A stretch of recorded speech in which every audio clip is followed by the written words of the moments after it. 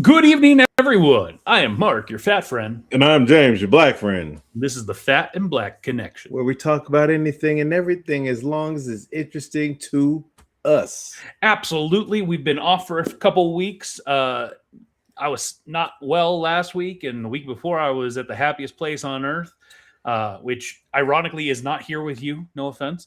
I've been to the happiest place on earth with you multiple times, but yes, we have. Yeah, this is not it. Those have been good. Not him, my friend. Those have been math ain't mathin'. No, those have been good trips. Yes, we will. We will have to do one again at some point because I love going with the family. It's always a good time, but there's always a different experience of doing like just an adult trip. Yeah, because I think it's just different too. Because when we go. Yeah, we go hard. Yeah, we go and we are there. And don't get me wrong. Time, we did rope to close. Rope drop to close. Yep. Yeah, and then I will couch that with. You'll find out now in the future. Going with a kid is hard, even though you're not going rope drop to close. Like it is. Oh, I'm sure because it is exhausting. So. Let's just dive on in, shall we? It is April 8th, 2026. It is 8:03 p.m. Pacific. We are live and interactive. If you've got some thoughts, share them. Really quickly, let's get through some food and drinks. I've got 4 food items that I'm not going to eat. I just want to show them. Oh, okay. And then I have a food item I'm going to eat. And then I have a drink. So let me plow through the 4 things I'm just going to show because cool. Got to. Don't know if you've seen these, but Oreo Stuff of Legends. I did see those. So this is, I'm going to turn off my fuzzy background. Give me just a second so that you can see this more clearly. So this is 1 of 4. And you can see who's featured on there. Color changing cream, same great flavor. So what is that? Hulk, Storm, Venom. We've got Venom and Johnny Storm. Johnny Storm. Yeah. Okay. So that's 1 of 4. Okay. At least 2 remember. of 4. Iron Man. Thing. Who is that? Gwen. Spider-Gwen. Spider-Gwen and Wolverine. Wolverine. 3 of 4.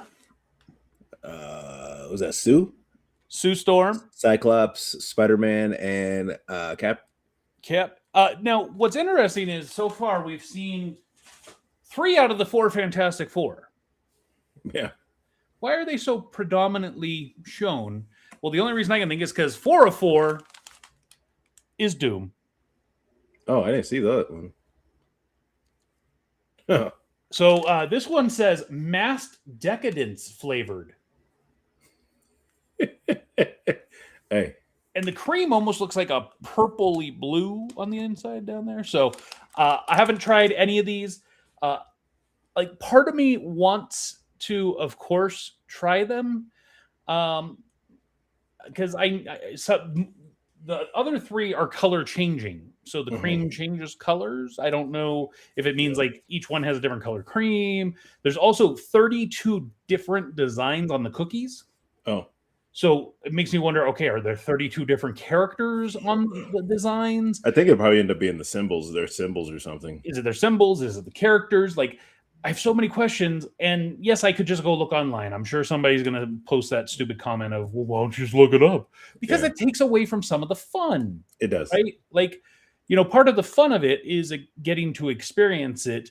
Now, I get it. Some people, they want the spoilers. Some people want, I don't.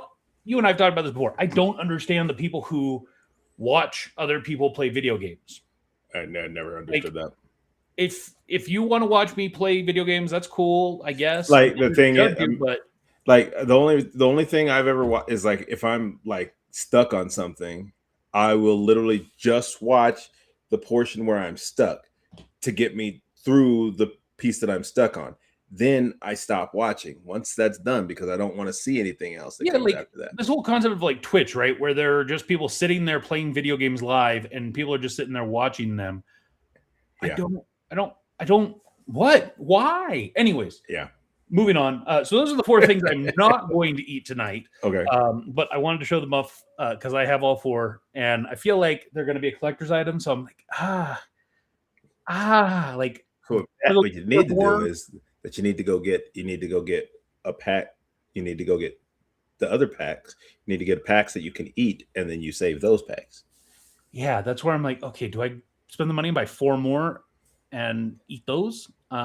Probably that's the answer. But what I am going to eat tonight is something I've had before, but it is, of course, one of my favorite treats of the year that only comes out once a year. And that, of course, is the Reese's egg. Yes. And for those of you that haven't had this, it is a very thick chocolate shell filled with a ton of peanut butter. Have you had these ones? I don't think I've had those. I've had the like the Reese's peanut butter cup eggs. Yeah, no. This is. I'm gonna take a bite. Oh, got a little. Yeah. Okay. Yeah. No, I haven't had that one. Yeah, I haven't had that one. These are amazing. And if you are able to find them, you should go to like Walmart or something because they're going to be like half off. Half off soon, yeah. Actually, so since we're talking about, so I broke down and bought some of these. I got to look at this whole voting thing. This is, I guess there's a bakery collection of these M&Ms, and it says vote for your favorite. Now, I don't quite understand why they would have peanut butter cinnamon roll because that doesn't make a lick of sense to me. But that's the new M&M character right there too. She's been around for a minute. Yeah, just for like maybe a year, less than it. It's been less than 2 years, I think, though. Oh, maybe it's been a little bit longer, but I remember when. Yeah, voiced by Amber Ruffin. So yeah, let me get this.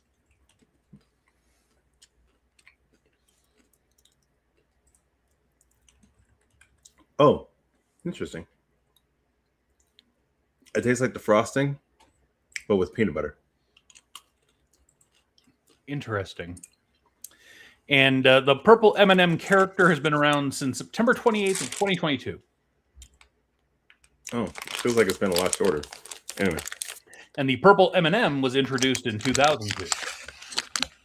I remember the colors, yeah, but I don't remember. Yeah, anyway, I remember when blue was introduced. Yeah, blue was not one of the original colors.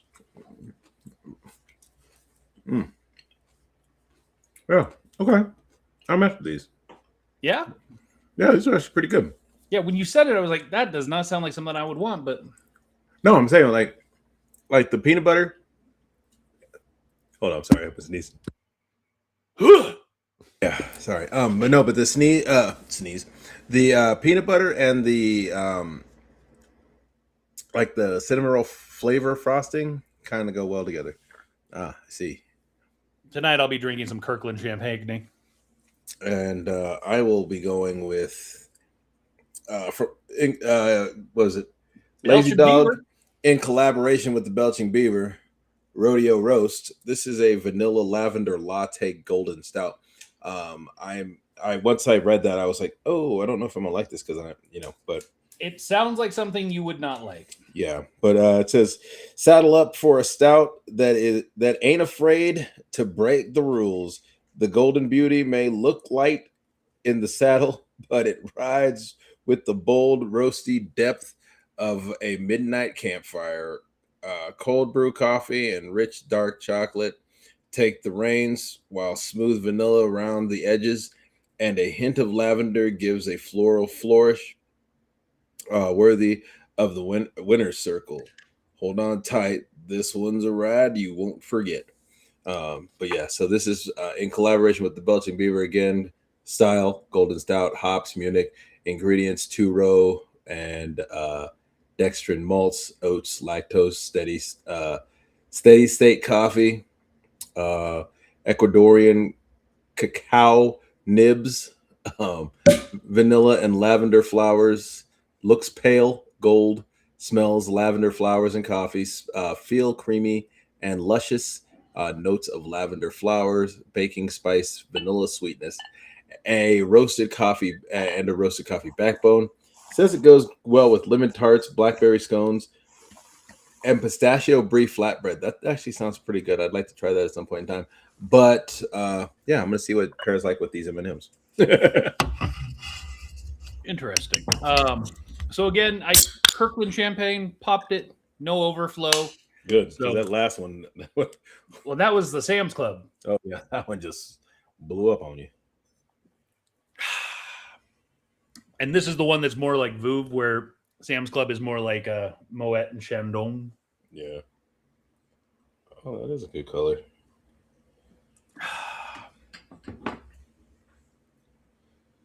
Rodeo Roast. Yeah.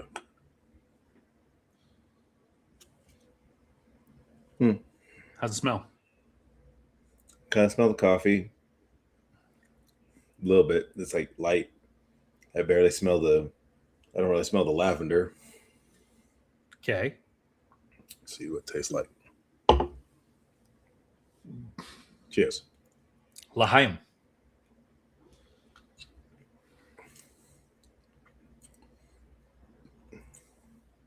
Tasted, yeah, definitely. I get the coffee, which you don't like.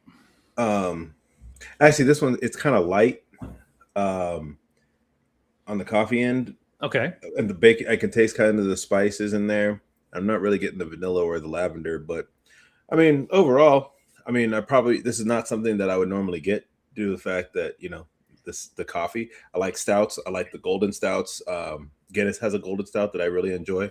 But yeah, the coffee flavor, we'll see as we go on. I have a little bit left in the can, so. Okay. Yeah. So let's before I give my rundown on Disney, I wanted to talk about our cruise for a minute. Are you okay with that? Yeah, man. So we are less than a year away. We are 347 days away. Yep. Which is crazy to me. If you haven't booked yet, it's not too late. You still have plenty of time. But you're going to want to get booked soon so that you get those benefits, those perks, those discounts that we get for being a part of a group cruise. Yeah. We did get somebody else to sign up, so the cruise is now going to be officially fatter and blacker. He's gone. Tyrus is now on board. Okay. But it was interesting. I was having a conversation with him the day he got signed up, and we were talking about what he was going to do, what kind of room he was going to get. And initially, he was thinking maybe he would just get a suite by himself. And it's not that I wanted to talk him out of it. It's to do a suite by yourself. That's very expensive. Yeah. If you want to do that, and so then I was talking to him about like the differences between a suite versus like a balcony room, right? Yeah. Which is what he normally gets as a balcony room. And it sounded like he had a phone call with someone. Maybe it was Ian, our personal cruise consultant, and it sounded like maybe either Ian was trying to dissuade him, or I'm not sure. But I wanted to go through the official Norwegian webpage on suites and penthouses and what those kind of benefits, perks, things that come along with it. Yeah. Because I think it's important because you and I, we're both going to have a suite. We're both going to have an aft balcony suite. And because I've talked about it here, and there seems to be like misnomers or miscommunications. So I thought, let's take a few minutes and look at the page. Let's also look at the itinerary, because we did announce that it has updated a little, and now it's officially posted on the page. Okay. So here is the cruise suites and penthouse page. So our most spacious, luxurious accommodations, in addition to the Haven suites and penthouses, offer elegant options for families, groups, or simply those seeking the suite life. Elevated style, special amenities, and extended spacious living rooms, luxurious baths, and dressing rooms define these unique staterooms. Take in ever-changing views from your private balcony, or dine al fresco with 24-hour room service.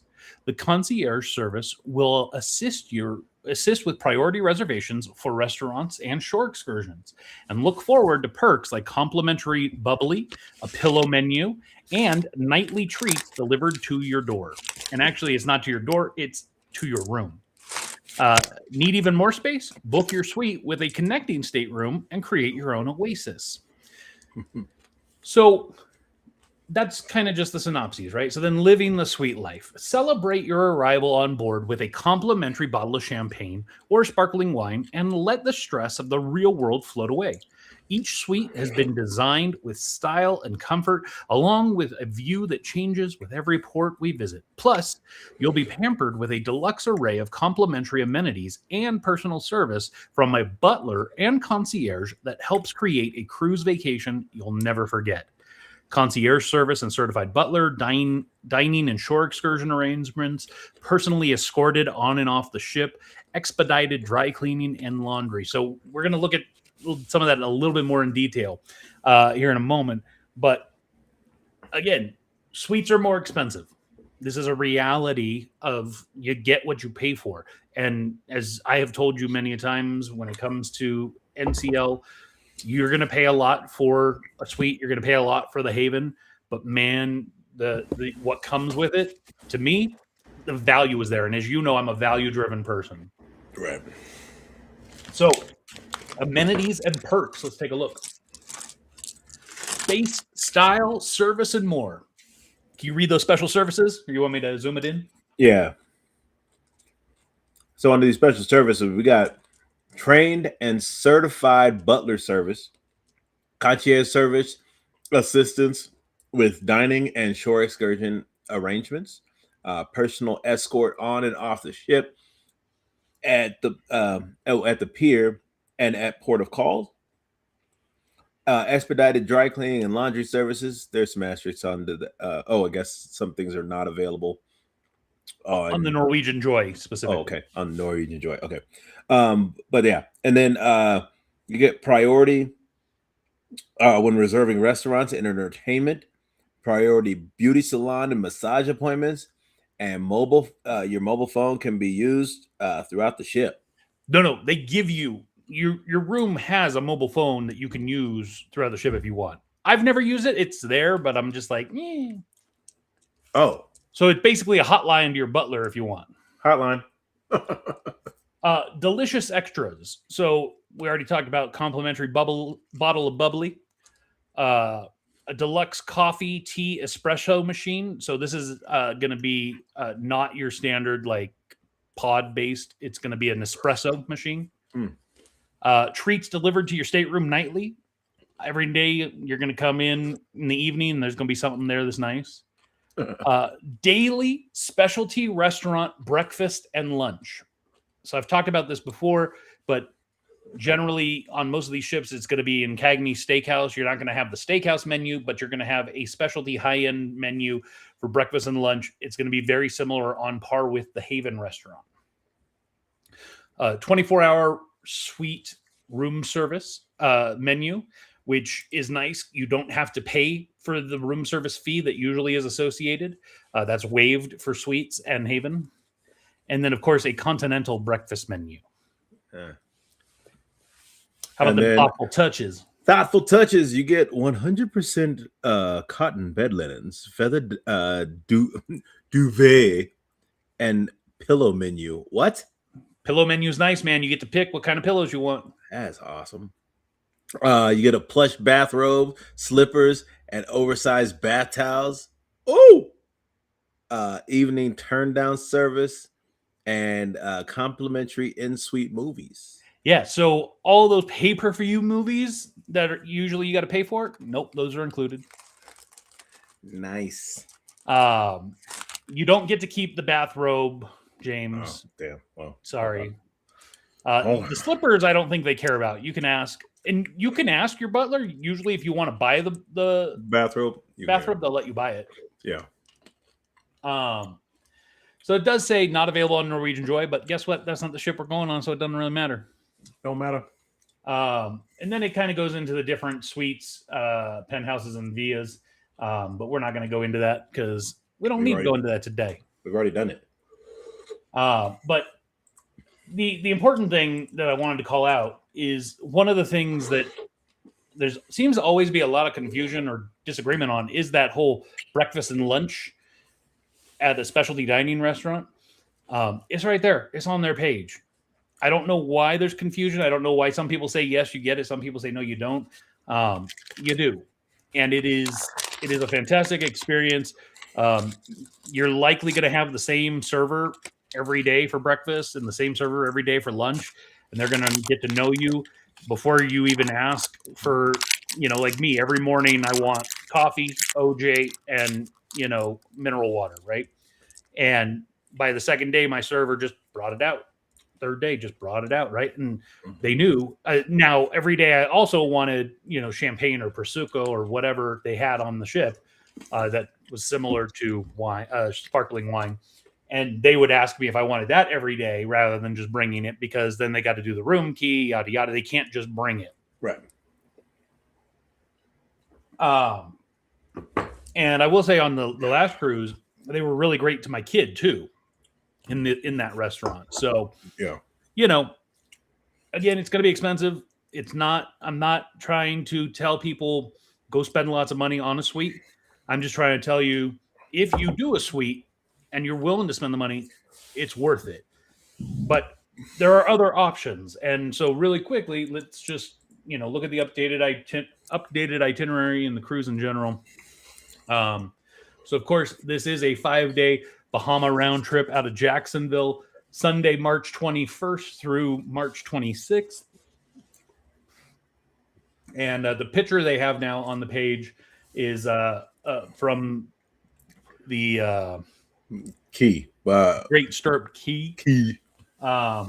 So and you can see it's got the little pier out there that's new, and it's also got this new water area, which is because it used to be it was a tender port before, wasn't it? Yes, it was indeed. Excuse me. So you can see we've got leaving out of Jacksonville at 3 p.m. on that first day. Yep. And then we're day at sea, just relaxing, and then we're at the Grand Bahamian Island for a day. 7 a.m. to 5 p.m. It's a good solid 10 hours. Get out there, see the island if you want, or just relax. Then we'll scoot on over to the Great Stirrup Cay. We're there 7:30 a.m. to 5:30 p.m., 10 hours. It's still showing as a tender port. It is not. It will not be. It is not, but it for sure will not be when we're there. Yeah. And The port's built, baby. And those times keep changing. It was 7 to 5. It's showing 7:30 to 5:30 now. Like it's going to be 10 hours is what it's looking like. Yeah. So we'll be there, rocking and rolling, and you and I will be hanging out at Silver Cove. Yeah. Yeah. So that's the haven of the island, if you will. We've talked about it on here, but we'll talk about it again in the future. But if you're going with us and you're going to the Great Stirrup Cay, you do you, right? If you want to go zip lining and just hang out with all the muggles, have fun. I'm not here to judge. But I'll be at the high end haven of the shore, Shore Haven, where it has its own restaurant, bar, all of that kind of fun stuff. yeah, primarily, and make sure you get the upgraded drink package, so your drinks on the island. Wait, So they actually that just changed. Oh. You don't have to have the upgraded drink package for that now. Oh, okay. There was a lot of backlash coming, and so they reversed it and said, okay, fine, any drink package you can take onto the island. Oh, good. I don't know. I still think the upgrade's worth it. Personally, yeah, I gotta look at the upgrade thing again because there's some stuff on there that I don't really care about, but I think for the most part it was like some of the stuff I think would make it worth it for me. Well, and to me, the huge discount on food, if you want to do additional specialty dinings, Yeah, because this is a shorter cruise, so you only get 2 specialty dining credits instead of 3. So that's where it's kind of like, if you want to go out to specialty dining all 5 nights, you're going to pay for it. right. So there are different things, benefits, but right now, looking at the staterooms and what they're offering, inside rooms are as cheap as $679. Ocean view are as cheap as $779. Balconies $1029, and these prices are per person. Club balcony suite $1189, and then a true full suite like us, cheapest right now is going for $2099. So about $4,200 for 2 people. Hello, Mr. Reyna. Oh, did it not show? Oh.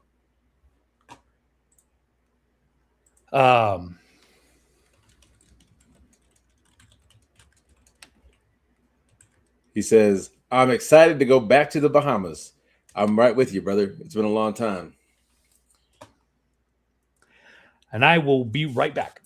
Oh, okay. But yeah, no, man, yeah. Well, Tyrus, since you're here, when was the last time you went to the Bahamas? Because I know for me, it'll be 20. Well, I guess since it's 2020, yeah, 27 years. Because I went back in 2000. That's when I did the Disney cruise after I graduated high school. We did the Disney's Island. What was that? Castaway Key. So that was quite some time ago. So 27, yeah, it'd be 27 years by that point. Actually, it'd be a little less than 27, maybe like 26 and some change, because that was in June of 2000. June of 2000. And yeah, it's almost been 10 years for you. Okay, cool. Yeah. So, yeah. No, I'm excited. So let's see what's up. I don't know where Mark had to go, but yeah, I can officially say that I probably won't. I mean, it's a decent beer. It's not like I don't like the coffee beers. They've had a couple of those over the past few. No, they had one in this one. Oh, and then the one in the beer factory or whatever that was. That one was tough for me. So yeah, I don't drink coffee, so I had never really been a big fan of coffee. Even like in high school, coffee used to give me headaches. It's crazy. Sorry about that. No, you good? Yeah, man, nature calls. You never know when it's gonna happen.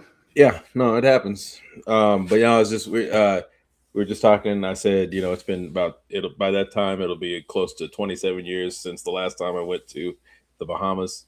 And Tyra says it's been about 10 years for him. So, I've never been, so it'll be first time for me. Yeah. So Yeah, I'm obviously immensely excited to go and relax. I genuinely think this is one of those ones where I don't think and the wife and I have talked about it a little bit, and I don't think there's any excursions that I've seen on the Grand Bahama Island that I'm like, oh, I got to do that. yeah. So I genuinely think that this cruise is going to be the first time where it's really just hang out and relax the whole time. Yeah. Because even on Great Stirrup Cay, like, yeah, there are things to do. Like there's the water park, which maybe I'll do. There is zip lining, which I probably won't do this time.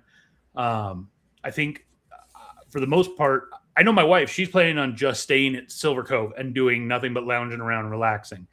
And honestly, like, I'm kind of there where I might do the water park. A lot of it's going to depend on the price. If it's more than $100, I'm not doing it. Yeah, no, that's the thing. Like, I mean, I would love to do the water park, but at the same time, like, it's, like we talked about before, this is something that it's going to be there. So, I mean, like, I could try and plan another cruise there, and then you do that next time. You know what I'm saying? Exactly. Go in a couple of years and, do whatever. You know what I mean? Yeah. So, so that is coming up less than a year. If you're interested, head over to Facebook, join our group cruise page. You can scan that QR code right there. Scan it, baby. That'll take you straight to the group. Actually, here, let me do this, make it a little bit easier for you to scan. My baby, here we go. There it is. There it is. So scan that up. That'll take you over to the group cruise page. You can find out more information there if you need to. We try to keep stuff up to date on there. We post videos on there, especially from our friends over at Hard Travel who are not affiliated, but we think they do a great job. Is the QR code not working?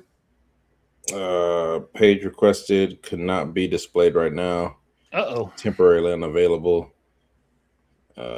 Maybe broken or expired, or may not have permission to view the page. So, no? Yeah, looks like it's not working no more. My bad, y'all. I will take that down, and I'll get a new one up. Tyra says the pirate fort in Nassau is legit, and the Emerald Staircase is cool, but it's a quick 30 minutes, and you're done. Junco Beach is good, but crowded. And I have never been to Atlantis. Well, we're not going to Atlantis anymore, so. Yeah, we're not going to Nassau anymore. Yeah, they canceled that one, bro. Clearly, he's not keeping up to date and paying attention. Shocker. He probably wasn't here when I said that the cruise is now fatter and blacker either. Either way, we are excited to go. Let's shift gears, though, and let's talk about Disneyland. Yeah, man. So the whole reason I wasn't here 2 weeks ago was because of Disneyland. Yeah, man. So we set out on our trek on a Sunday morning and drove down to Anaheim in the Tesla. And it was a longer drive because you've got to stop and charge, right? We had to stop twice to charge. Oh, that's not bad. But we would have had to stop anyways, right? Because I've got a wife and a kid, and the reality of being able. It's even if you didn't stop to charge, right, and you didn't have to stop to get gas. Like if you could just do the drive straight through, it's like almost a 9-hour drive, anyways. So I don't know a lot of people that can go 9 hours without at least having to use the restroom. For real, if you can, you're amazing. So I could sleep for 9 hours and not have to go, but I don't think I could sit in a car for 9 hours and not have to go. No. So the stops are nice, especially if you're able to, time it out right. Unfortunately, we were less than an hour into our excursion and had to stop because realized we forgot to grab a water bottle for the kid. Oh. So we stopped in Gardnerville because once you get out of Gardnerville, there's really not much after that for a long time. Desolate. So we stopped in Gardnerville and picked up a bottle of water for the kid, and then got back on the road. So use that as a good opportunity because the first part of the drive is the longest. It's about a 3.5 hour stint before your first stop to charge. So, I guess stopping an hour in, while it wasn't ideal, it was good because it guaranteed we weren't going to have to stop in 2.5 hours. Right. So our first stop was in Bishop, California, which there's not a whole lot going on there, but they do have a really good bakery. It's I can't even remember what it's called now. I want to give them a shout out. Now I feel bad. Hold on. It is the Great Basin Bakery. Oh, okay. It's a little hole in the wall. It's not very big, but man, the stuff that they have there is very good, very delicious. It's a cool little spot to hang out at, and it's right around the corner from where the superchargers are. Oh, that's good. So we went there, then we got back on the road and had about another 2.5 hours until we had to stop down in Mojave, California. And there was a little restaurant there called The Works, WRORX. And there's a bunch of superchargers right outside of it. So that spot's not amazing. It's a little restaurant. It looks like it was maybe used to be like a Jack in the Box converted into this mom and pop restaurant. Hey man, you already got the facilities there. It is a fast food restaurant. I shouldn't say mom and pop because it makes it sound like it's a diner or something. But they've got a lot of things on the menu, and the portions are very large. But it's the works. It's just okay. I would highly not recommend the milkshakes there. They're not great. And if you want chocolate, it's basically vanilla and they add some chocolate syrup. I'm sorry, you're not suggesting that you won't get a milkshake from someplace? That's crazy. I know, right? Because you know I love milkshakes. That's insanity. It's not a terrible spot. It's just, to me, it's an okay spot to stop to charge. Right. So we stopped there. If you're really hungry, you can grab something small. Well, we got a kid's bean and cheese burrito for my kid because she was hungry. That thing was huge. It was massive. It was like, this is a kid's bean and cheese burrito? Like some big kids, bro. Maybe. It is California after all.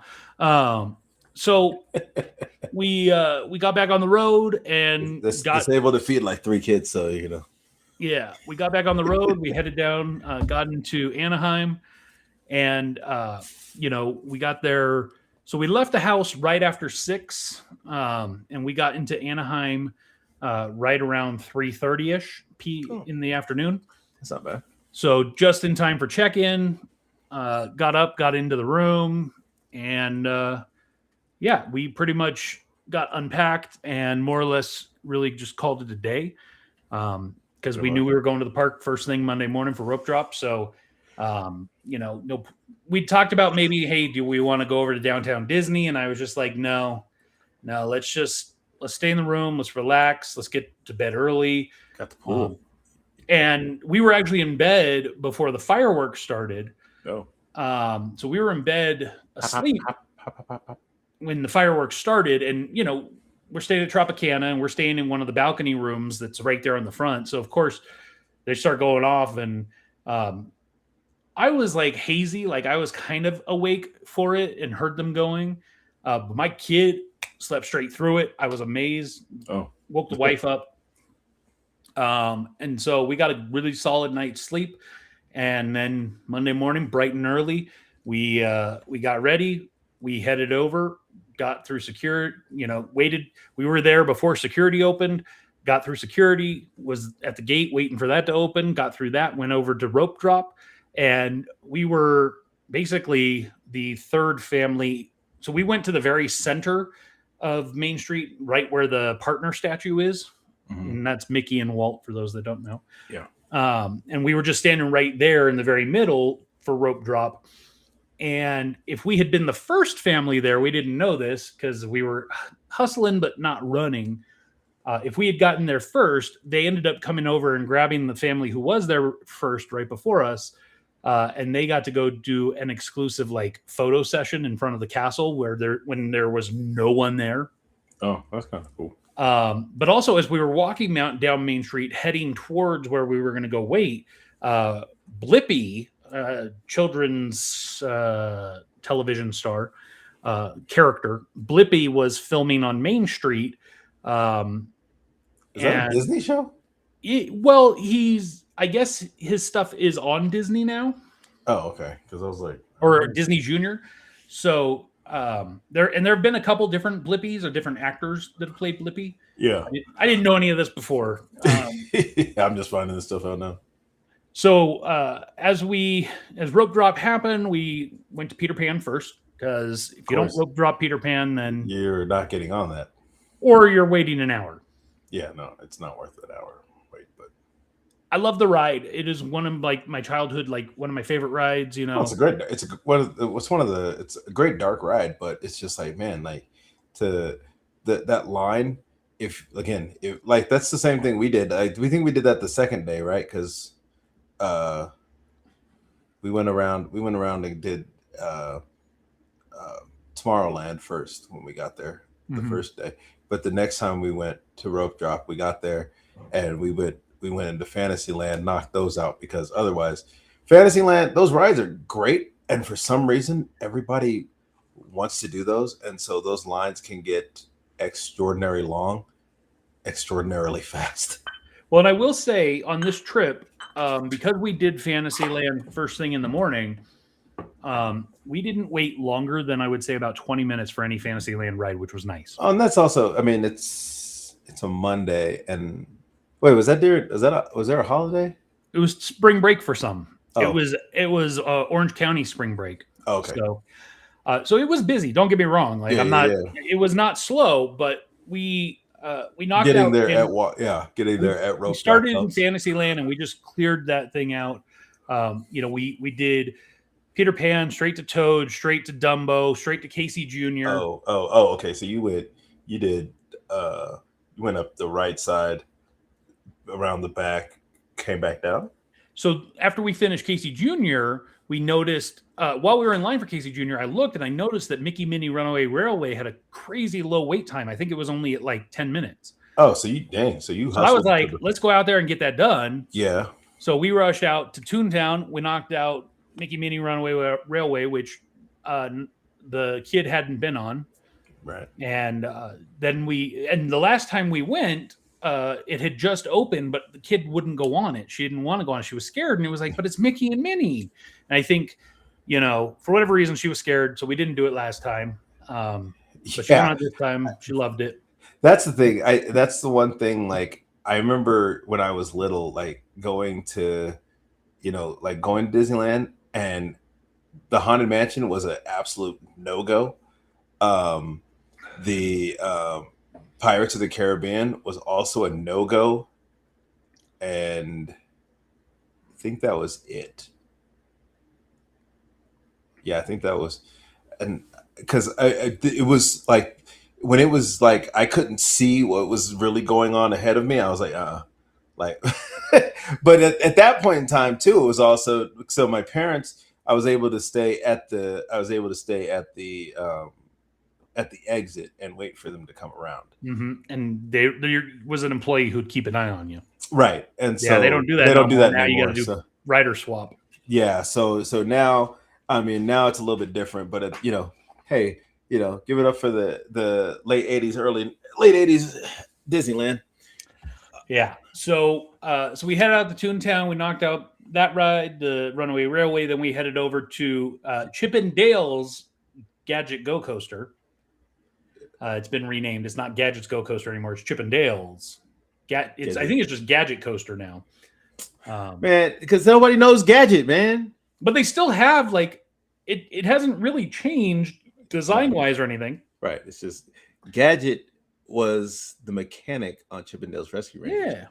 If you don't, actually, that was when also that came out when what was that? Disney Afternoon was still going. Yeah. So my kid did not want to go on that. What? Well, she claimed she remembered last time and she didn't like it. And it was like, look, you're 2 years older. Let's just try it. Let's do it once. If you don't like it, we won't do it again. Don't worry. Until the next time we come. But I remember we did that.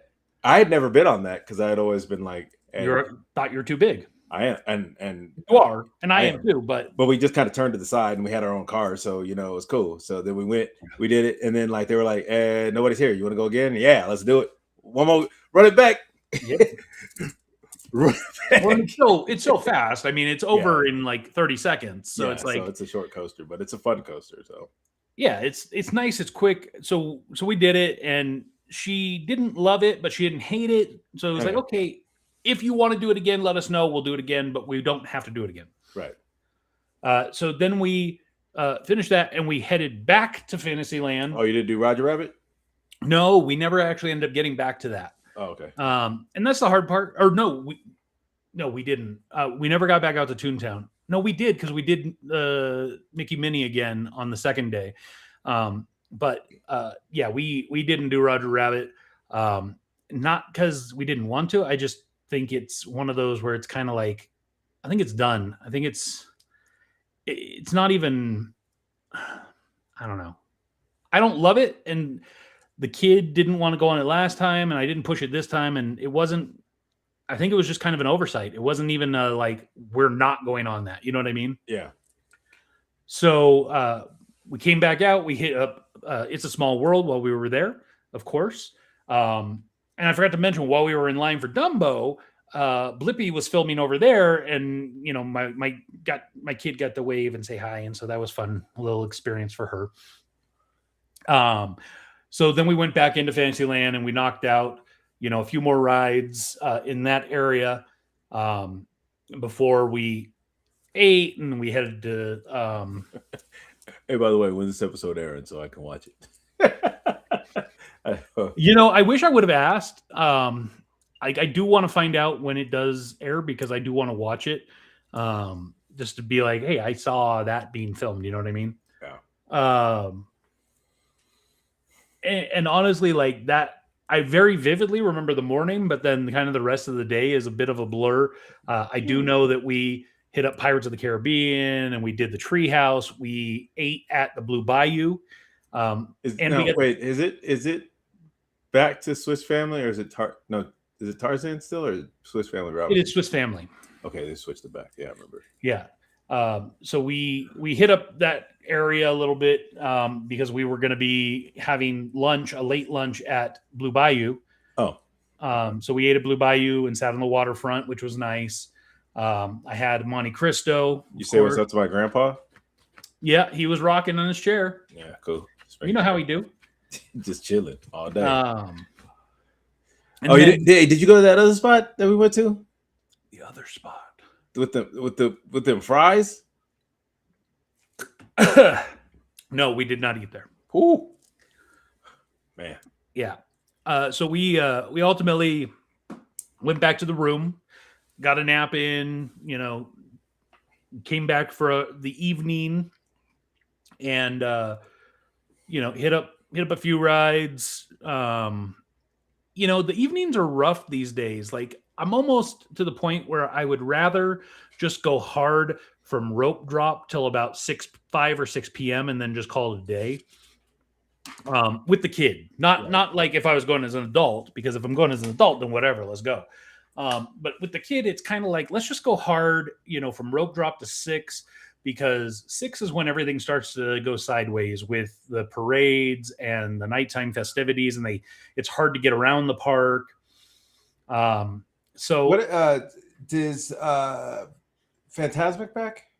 Fantasmic was happening. They had the nighttime extravaganza. I will say it was kind of cool. It was kind of cool when Fantasmic wasn't up and being able to watch the fireworks from there.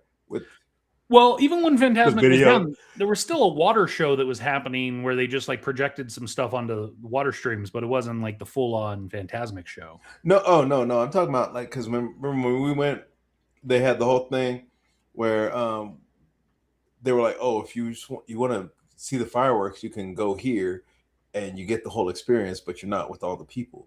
Mm-hmm. On the waterfront there, in front of Tom Sawyer's Island, and they had like the projections that they show on the buildings on Main Street that you kind of have to turn to see, whereas where we got to see all those projections plus the fireworks, and it was and it wasn't as crowded. Yeah. Well, the interesting thing that they do now is they have a show going on in Star Wars Land at the same time as when the Main Street fireworks and all that is happening, and they coincide. So the show that's happening in Batuu, that's happening like around the Millennium Falcon area on the rocks and everything, they project stuff up there. That's happening at the same time as what's happening down on Main Street, as also what is happening out at It's a Small World, and they project out there. But it's technically 3 different shows visually and 3 different music things that you can hear. Right. But the fireworks work for all 3 shows, so they sync it up in that way. Hey, brilliance of Imagineers, man. Well, hey, listen, we got 3 different shows, right? But I think we can get these fireworks to go off at the exact same time. Well, so the real brilliance, if you think about it, is what it does is it clears out Main Street, so not everyone is just there. You can be in 3 different parts of the park to have an experience without having to have everybody log jammed on Main Street. Because that was one of the biggest complaints. Is that I'll tell you, that is a pain in the ass. Yes, it was. I mean, because people be parked out there for all night, bro. Yep.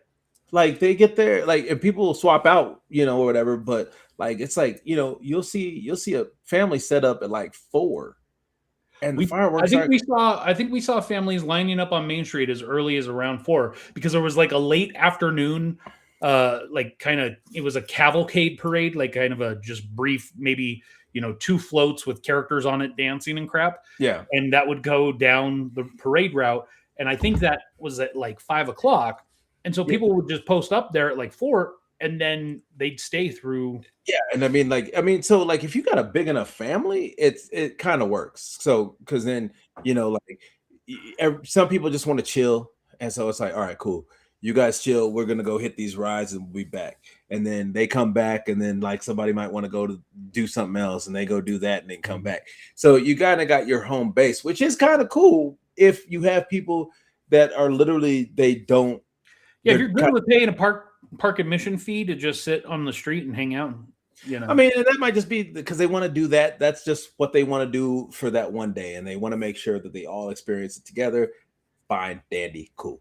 Yeah, and I kind of, part of me wonders, like, if I need to do more of that stuff too for the kid, because like I'm doing what I was brought up doing, which is just run around, get to the rides, go on the rides, not shows as much. And I tried to do a little bit more shows this time. Like, let's go sit down at, so when we went to California Adventure, let's go see the Nick Jr. show, which was really good. Disney Jr., bro. Yes, Disney Jr., sorry. Nick Jr., what the? It was the Mickey Mouse Clubhouse Live. She loved it. It was great. It was fun. Hot diggity dog. They did the hot dog dance at the end. It was fantastic. It was, I'd go to that, bro.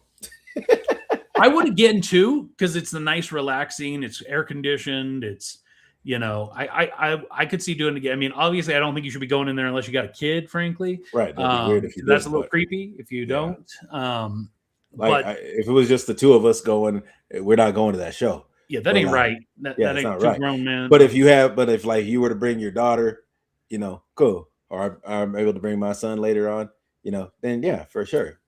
I'll be up there. I'll be hitting that. I'll hit that hot dog dance, bro. So I sat in the back. So they have a few benches set up in the back and around, and then it's really just an open floor. And like I do not sit cross-legged. Like I'm too fat. You're too big for that, bro. Yeah. So I sat in the back. You're too big. I'm too tall. And the wife and kid, they went out and sat out. Originally, they were sitting with me back on the bench. I was like, you should get out there. And so they went out there. And there was, bubbles falling from the ceiling. There was fake snow falling from the ceiling. It was fun. It was a good experience. Point being, and I forgot to mention on day 1, we, I don't know if you're aware, but Storytellers Theater, that big theater out near It's a Small World, the amphitheater. Oh, okay. Man. Wait. It's right by the train station and... Yeah. There's usually some kind of show happening. Yeah. So right now, it's Bluey. Oh, Blue. Oh. And that thing just opened. It had 2 preview shows on Sunday, the day before we were there. And then Monday, it was open all day. It was the first full official day open. And so we went to one of the early Bluey. showings. Now, here's the thing. It's not it just there's stuff going on all day on that thing. Like they have actors that come out and they'll engage with the audience and then they'll leave, and then there are times where it's the actual show, but they have two different shows. So if you really want to get the entire experience of seeing everything, you've got to basically be there for almost 2 hours. We obviously didn't do that. But they have some cool food and drinks that are exclusive to just that area, that are from the show. Like I got my kid a magic asparagus. If you know Bluey, you know what the magic asparagus is. If you don't, go watch Bluey.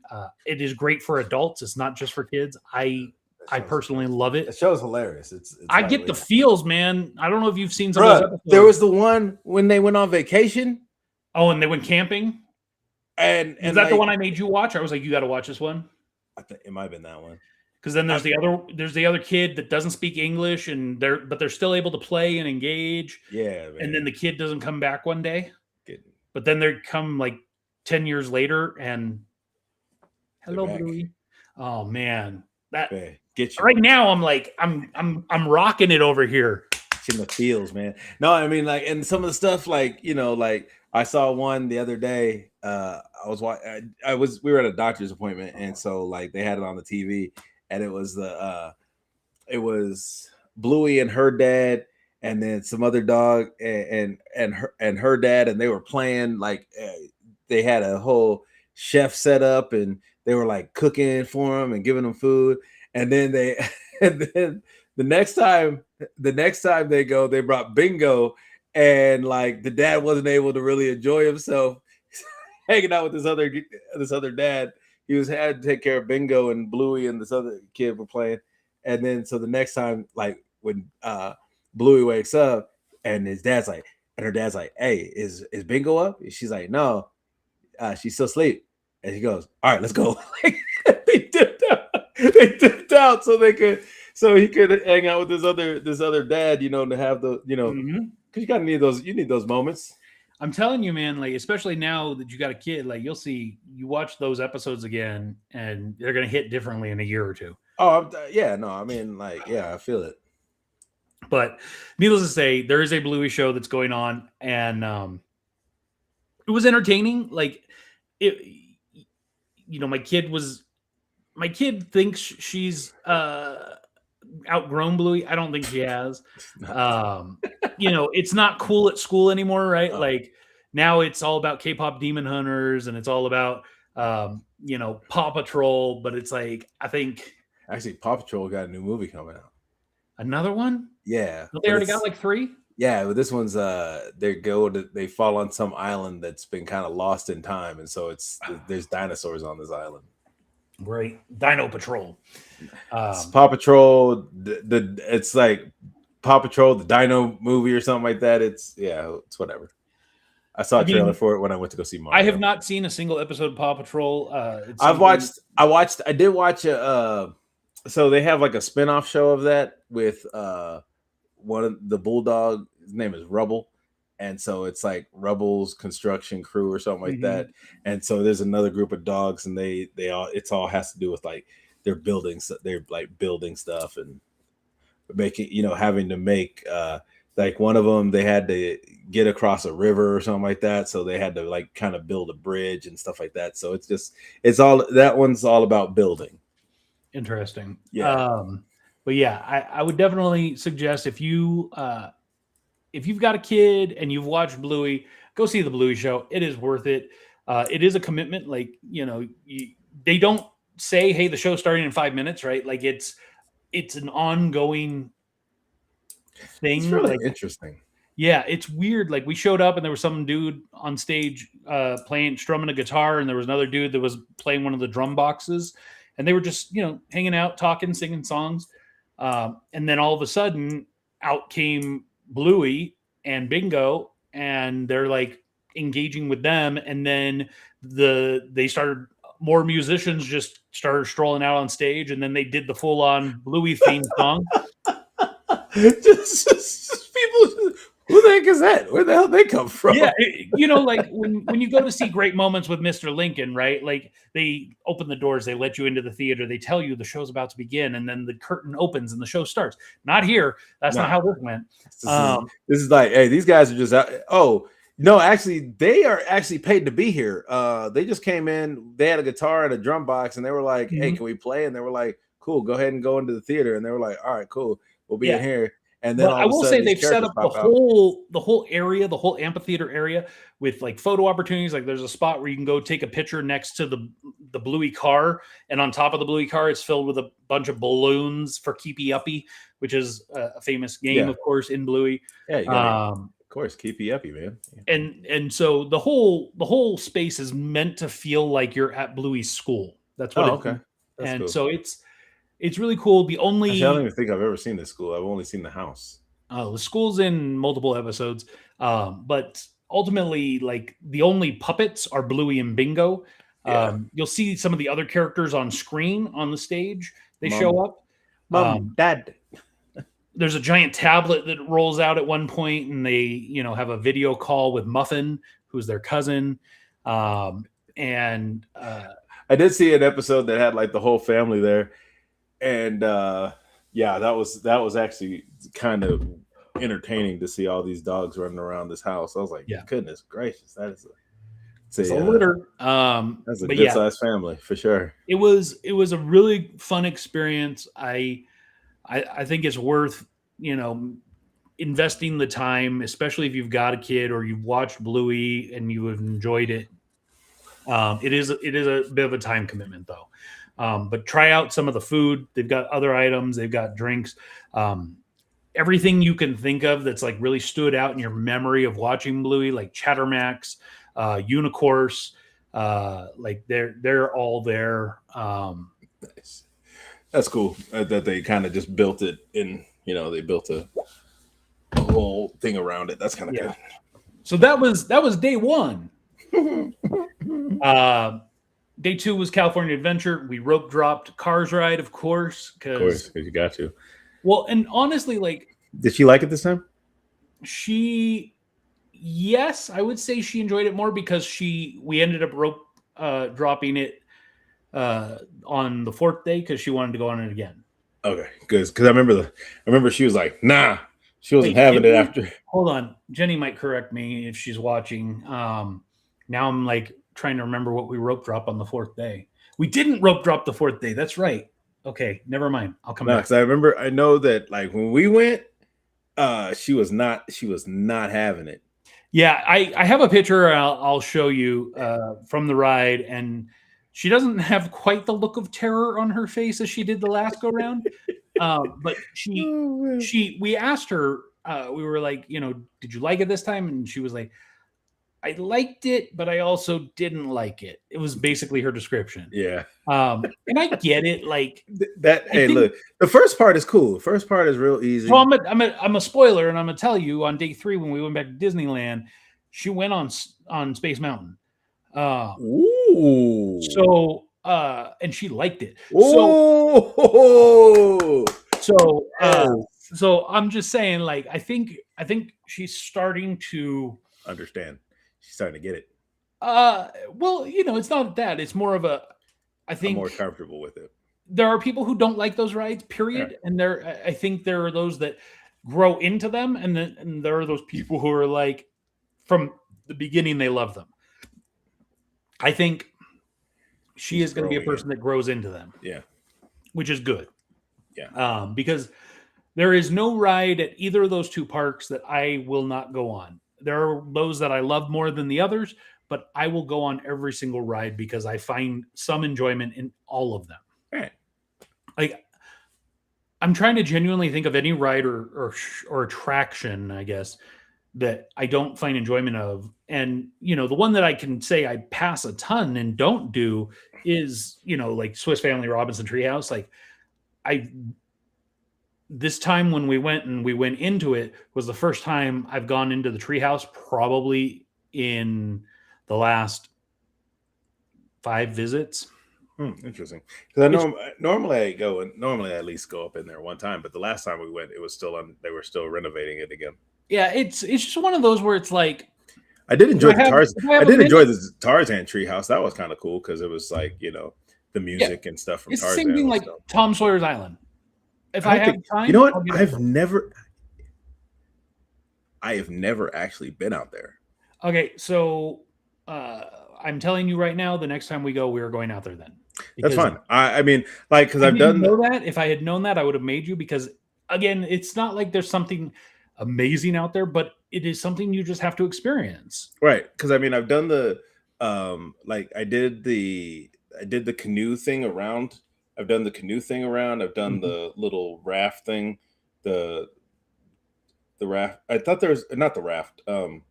Isn't there There's there's the steamboat, Mark Twain steamboat that goes around, and there's the I've done Columbia that. sailing ship that goes around. No, I haven't done The that one. rafts only go back and forth Back and between forth. the island and Okay, then I didn't do. I got on. I think I got on there, but I don't think I went over to the island because I think one of the times I went, they were about to close it. We went over there to go over there, but they were closing it down because they had Fantasmic. Fantasmic.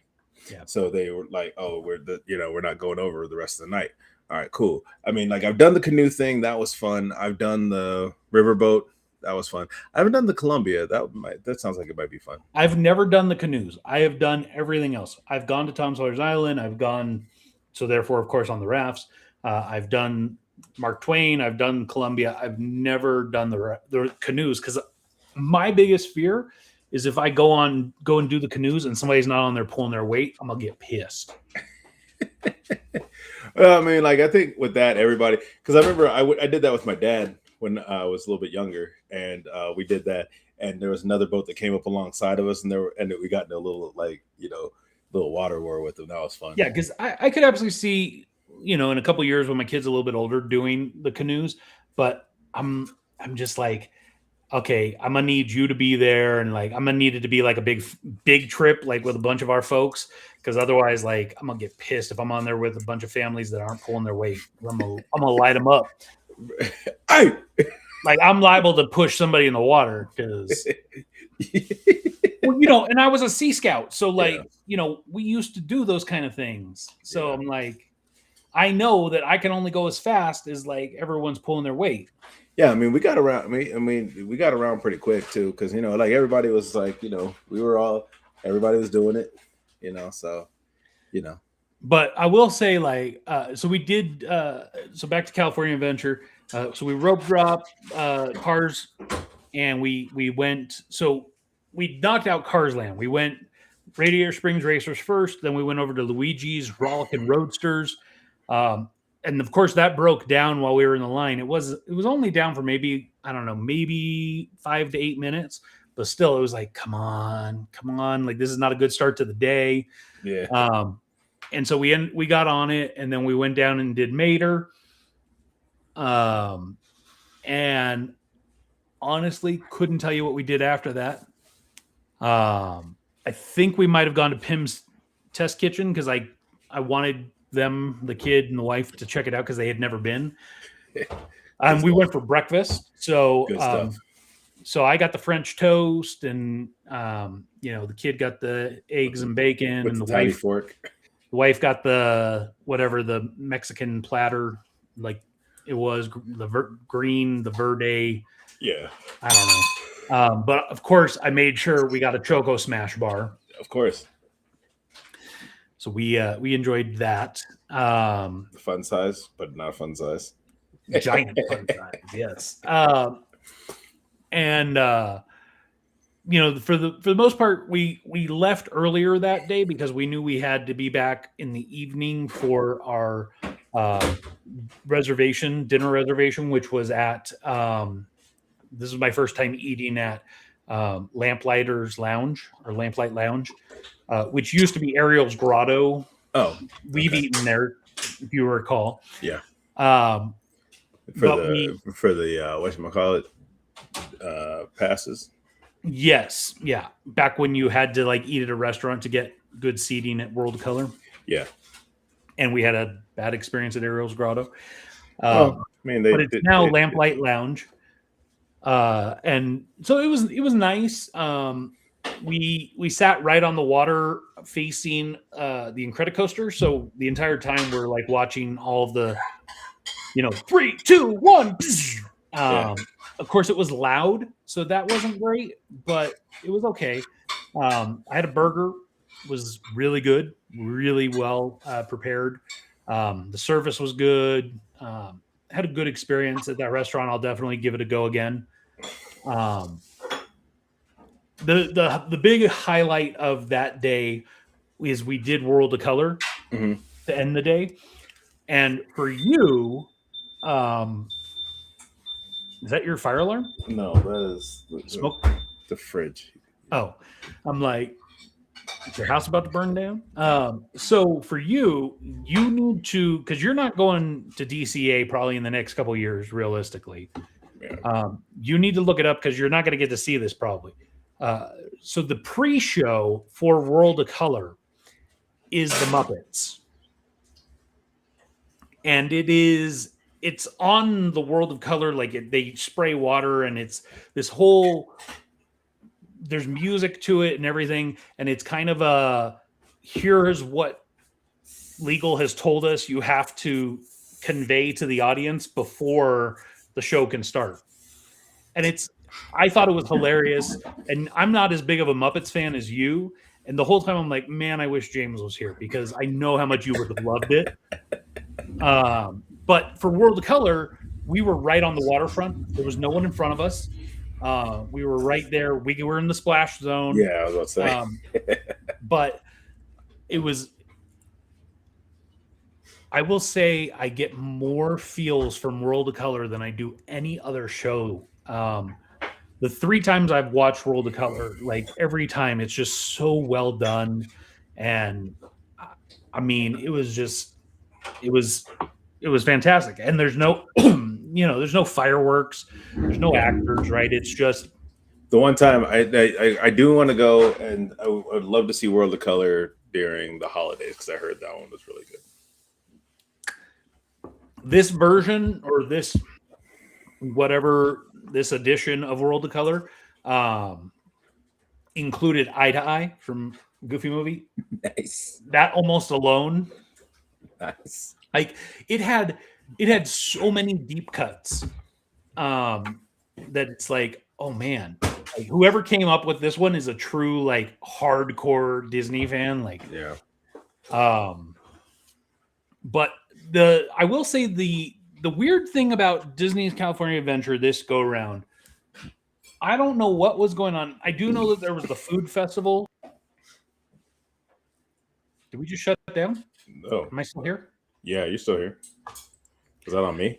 I don't know. Anyways, I heard you said the food festival was going on.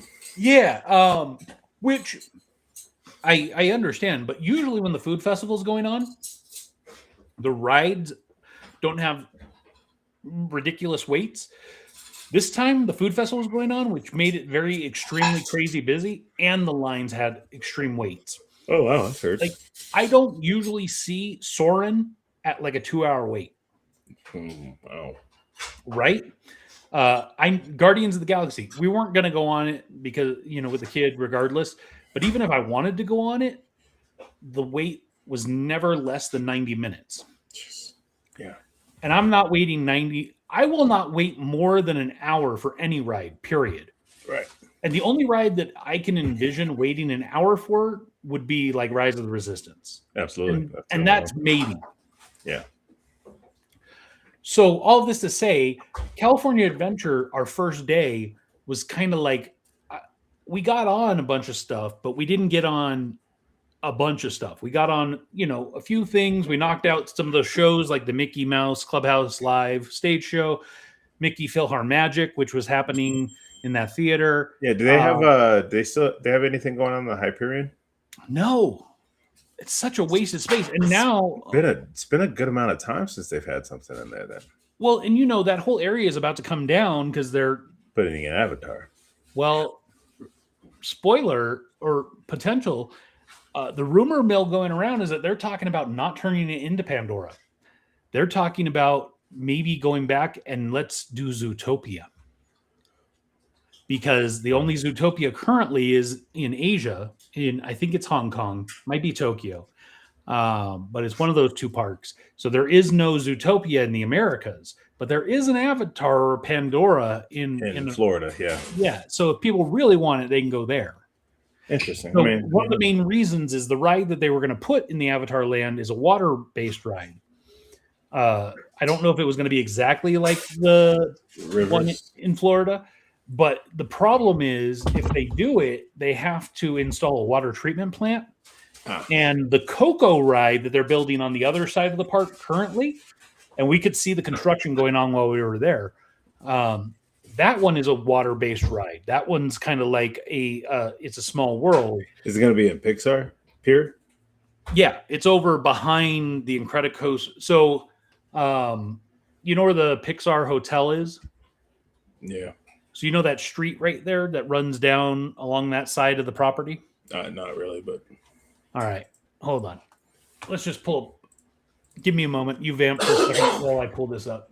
All right. Yeah, no, because, I mean, like, that was actually what I was kind of excited about. I didn't know they were taking down the Hyperion Theater, though. I thought they were... I don't know if they're tearing down the Hyperion. I know they were... I thought they were just taking out Monsters, Inc. Well, it's not just Monsters, Inc. It's that whole land over there. That whole area is being converted. That back lot, the whole back lot area? Yeah. That whole area is being turned into Pandora. There's no more... Where else would you put it? Well, I'm just saying, I didn't realize it was good. Yeah, I mean, that makes sense, but because that's where some of those shops were that they had. Like, they had the Avengers store, and they had that stuff in that backlot area. Okay, here we go. Let me bring this up. Okay, so this is Google Maps, or Google Earth, I apologize. So this is the overhead north-south of California Adventure. This is Pixar Pier. Here's the Incredicoaster.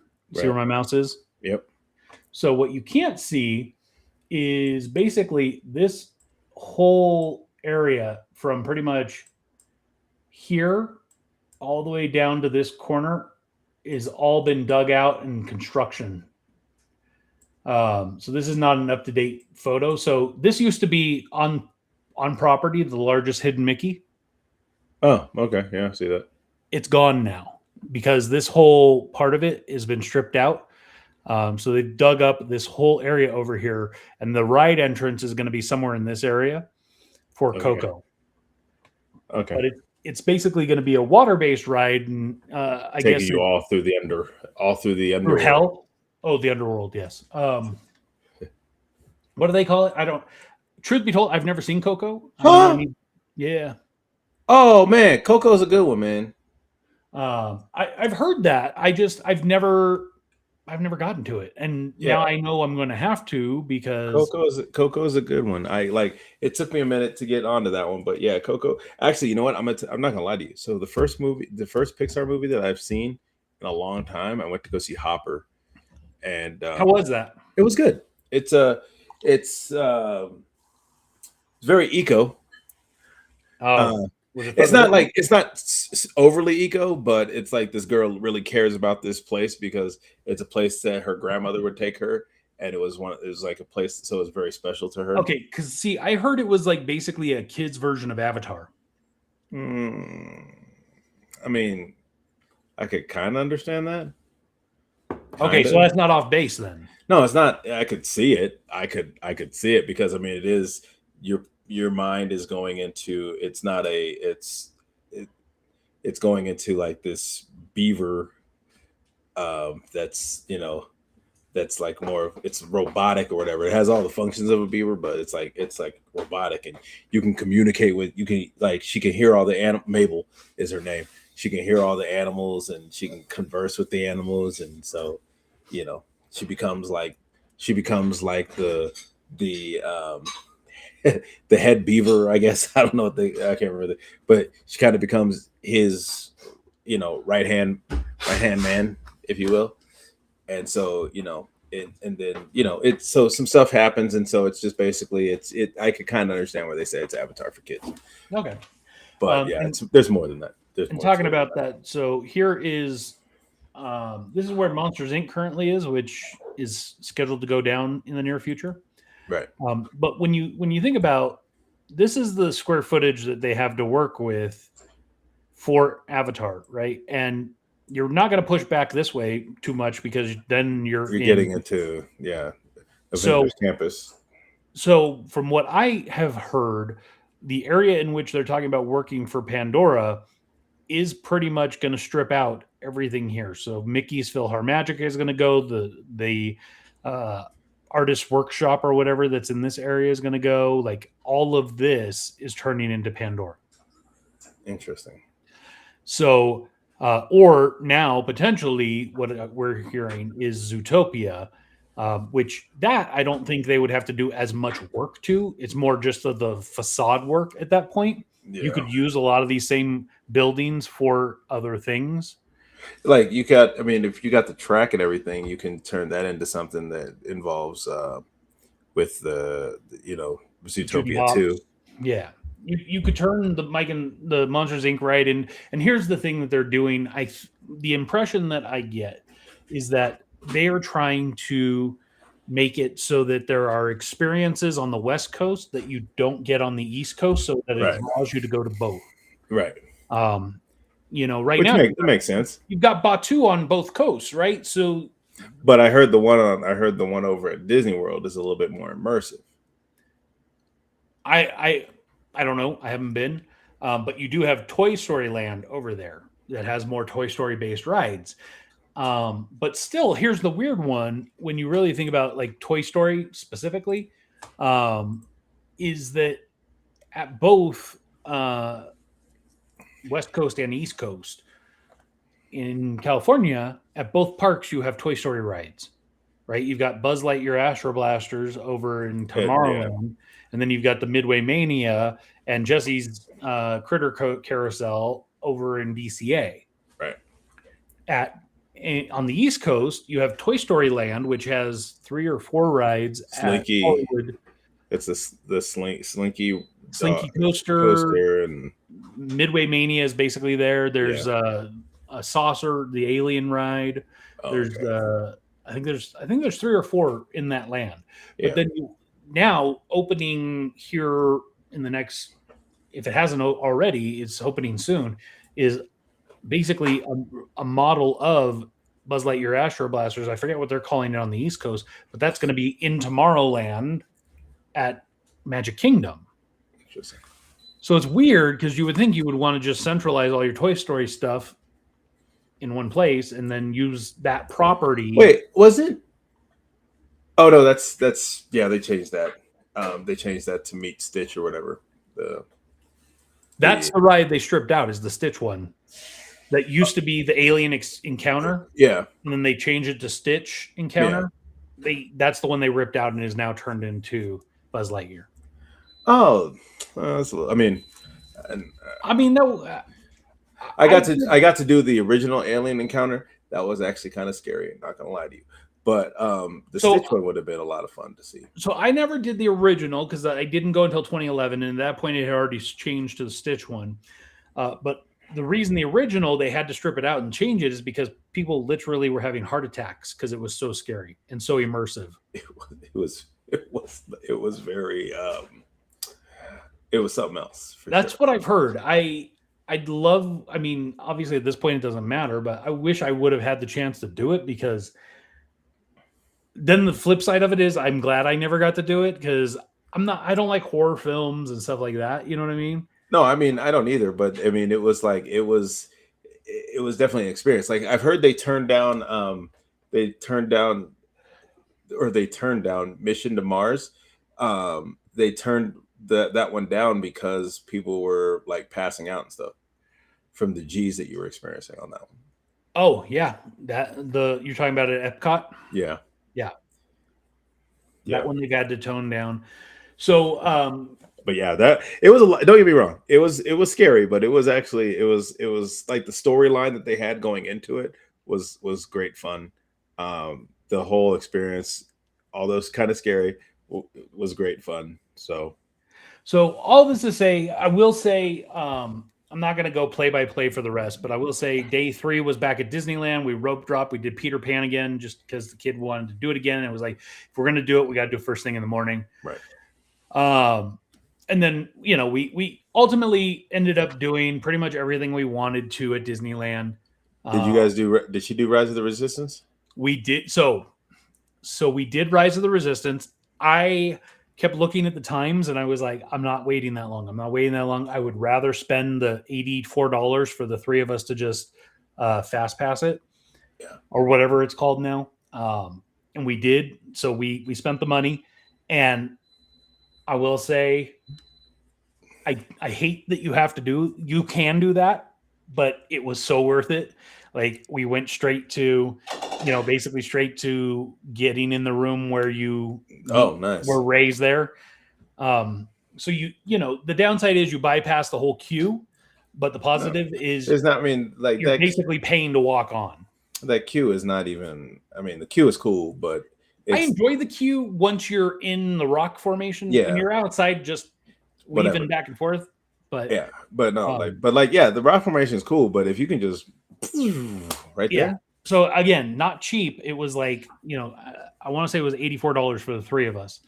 But we did it, and we went straight to the ride, and my kid was scared by the stormtrooper, or not the stormtrooper, the first order. But the capture part, or when you have to line up. The whole, I think she was bought into what was happening. You know what I mean? Like, God, that's perfect. Like, imagine being that young to not. That's so perfect. Yeah, like, I think she genuinely felt like this is happening to me. That is the buy-in. So this is the thing you're going to get to experience, with your kid when you finally get to go for the first time once they're old enough, right? Like, because I went with my kid for the first time when she was 3.5, and it was fun. And it's more of, as an adult with a kid, it's more of watching the awe and amazement rather than anything. Well, I'll tell you this one. I went as an adult with other adults who had never been to Disneyland, and getting to watch an adult experience Disneyland for the first time is highly entertaining. You tell your brother, bless you. He's upstairs in his room, and I can still hear him. Yeah. No, he sneezes loud. But no, but like that was when I was working for Red Robin, we took for the trainers and stuff, we went down. It was just one day. We got there when it opened and left when it closed. But like being able to see, like, one of my buddies who had never been to Disneyland, and he was in his, I was like, wait, how was it when I worked at Red Robin? I was in my 20s. So he was in his, like, he's a little bit older than me. So he was like mid-late 20s and never been to Disneyland. Whereas, like, I'd been to Disneyland multiple times. Watching him experience Disneyland was hilarious, because it was like, oh my God, like, he is a grown man, and he's bought it all. That's the thing, right? Like, with the kid, like, the rides that are super immersive, like Rise of the Resistance, I think she genuinely thought this was happening. Or when we went on Spider-Man, she genuinely thought she needed to help Spider-Man to stop these spiders from taking over the park, right? Like, she was jazzed, like, as because you had the pre-ride show with Peter Parker, and he's telling you what's going on, and then it's like, oh, come help me. And then you're in the secondary ride waiting to get on the car, and like the whole time she's like ready, she's jazzed and excited to, like, go help Spider-Man. Now with Rise of the Resistance, I think she was genuinely scared. Like, when we're in the holding cell waiting to, like, be interrogated, she was scared. And then, it's just a very different experience, like, going with your kid and, like, seeing their reactions to things. Well, I mean, because if you remember, like, our reaction was crazy, like, when we first experienced that. Because you and I, but neither of us had ever been on it before, and it was just, I remember us getting off the ride and just kind of being like, needing to take a few minutes to, like, process what just happened, bro. Because that was it. Like you said, that's not a ride. That is an experience. Yeah, like, 100% and a full-on experience. Because standing in line, you're kind of like, okay, this is a line for a ride, right? But the moment you go into that room and they shut the door and Ray comes on the screen, from that moment till the moment you get off the ride, which is a solid, 15 minutes. Yeah. It's kind of just, it's an experience that whole time, 15 to 20 minutes of, I am in Star Wars. I am. Yeah. And then apparently I think I've done it a couple times where I've actually gone kind of the different routes. So there's the one that goes on the elevator, the other one doesn't go on the elevator. One go, and then it's like you're behind each other. They both go on the elevator. Or something behind the legs or something like that. It's like one goes to the left, one goes to the right. And this was the first time I ever went to the right. Yeah, so I mean, I think I've done both ways or whatever it is, like the different kind of little experience, things like that kind of experience has. Mm-hmm. But yeah, no, that is an amazing. Yeah, I will say it was a very similar experience when we went over and did Millennium Falcon, Smugglers Run. Now, I will say downside, Hondo's not there. Yeah. He's on screen talking to you, but the animatronic is gone. Oh. And it sounds like that's part of the updates that they're making and towards going to the update with Grogu and Mando. Okay. So I don't know what's happening. I will say when we went into that room, the showroom, before you get on the ride, I was a little disappointed. But then we got on the ride, and my kid got to fly. So she was a pilot. I was a gunner. And so this was the first time I've ever done that ride, and we got both containers of coaxium. Yeah. Every time I've done that ride, I usually get one. This was the first time I ever got both. I think they made it a little bit easier. They might have. I don't know. Yeah, I think they made it a little bit easier. But because there was... and my wife was the other pilot. So my wife and kid were the two pilots. And so I'm sitting right there, and I'm like, push the button, throw the lever, right? Like, come on. Let's do this. Because my wife was the right pilot, which is the one that's responsible for going into hyperspace. Oh yeah, button. You wanna hit that button right there? Yeah, hit the button. Yeah. So, but it was a really good experience. Star Wars Land, Batu. The last day was at California Adventure. And we decided to buy the lightning lane. Yeah. And I don't know if you've heard about the different ways you can do lightning lane, but one of the processes that people do is stack to the back. So you basically, when you check into the park at 7:30 when they open the gates, that's the first time you can pick a lightning lane, right at 7:30. Okay. Right. So what you do is you grab one at 7:30. You can't grab another until 9:30. So you have to wait 2 hours before you can get another one, unless you use that lightning lane. So, for example, we went on. Hold on, we got a message. It wasn't a button. She's right. It wasn't a button. It was like pull a lever. So when we walked in, right away, I looked at Mike and I looked at Monsters Inc. because we knew we wanted to get on that ride because it's going to be closing. And when we looked at it on our first day there, it had long lines. Yeah. So we were like, I saw right away, boom, Monsters Inc. has one. Let's just grab that, boom. Because we didn't rope drop our last day. Right. We decided let's sleep in a little bit. We still were there, I think, at like 8:15. Mm-hmm. So we slept in, we got through security pretty quick. Security was actually the longest thing, which was surprising to me that it took us longer to get through security post rope drop than it did first thing in the morning. Yeah. So we got through the gate, we sat down on the bench right there, and I pulled it up and I looked and I said, okay, there's one right now for Monsters Inc. Let's just go straight there. We did, except Monsters Inc. was basically a walk-on. So it was kind of a wasted lightning lane. Yeah. But either way, badged in, used it, which meant now we could get another one. Okay. So then I went and grabbed Toy Story Midway Mania, which we hadn't been on, and that ride had 60 to 90-minute lines. Yeah. So I grabbed that. So we went on Monsters Inc. We enjoyed that ride, and then I honestly couldn't tell you. I think we probably went straight out to Pixar Pier, and Toy Story. We badged in, we got in line, and the ride went down. And we stood there for about 5 minutes, and they were like, "Hey, everyone, just leave. It's not happening." Now, I will say, if you have a lightning lane and a ride goes down, you basically give them you pull up your phone tickets, and they will scan and they will give you a pass that you can use on a number of rides. It's not every ride, but on a number of rides. And what it is you can use it anytime on any of these 10 rides. You don't have to wait.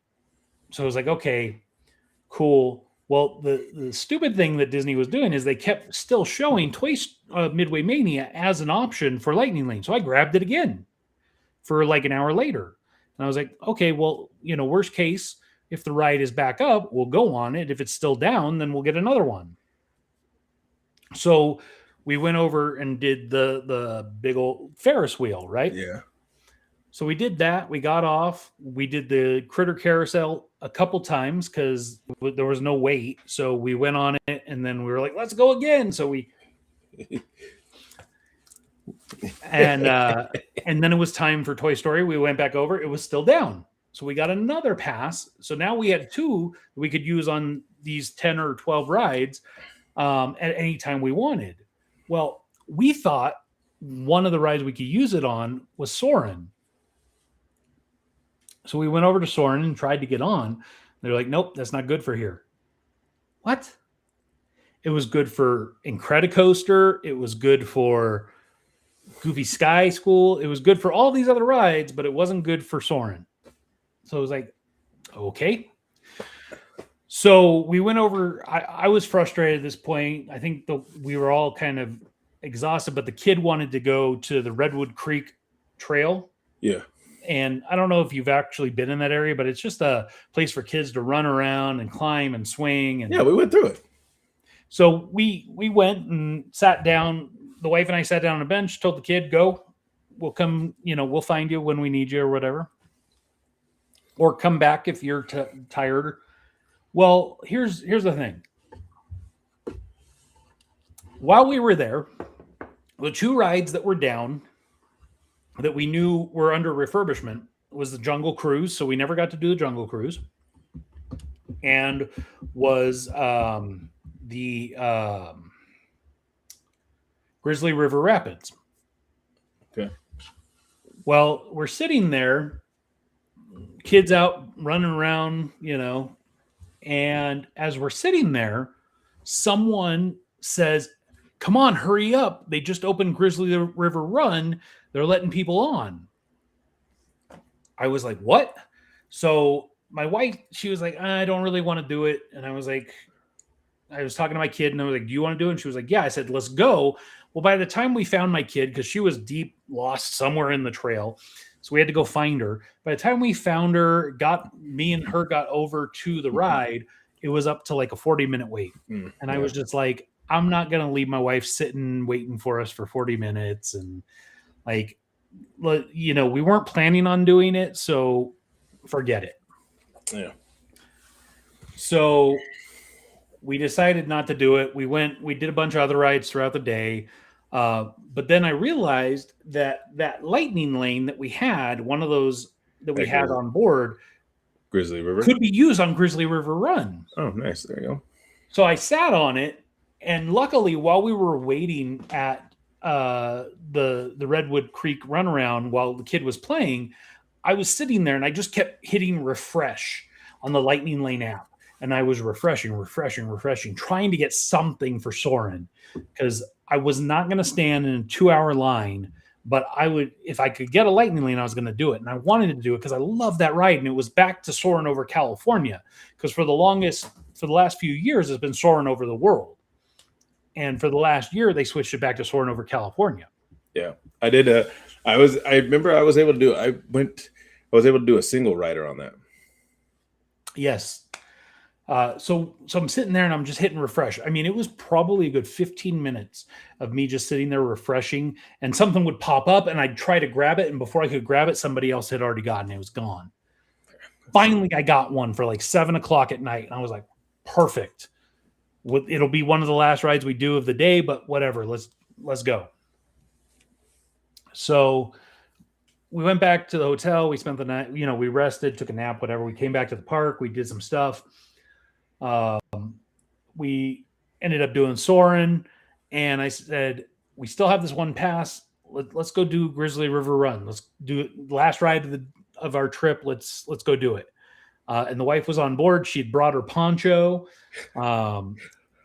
So my kid had a poncho. Very wise. So they put their ponchos on, or maybe it was just my wife. I can't remember. I feel like both of them put ponchos on, but I did not have a poncho.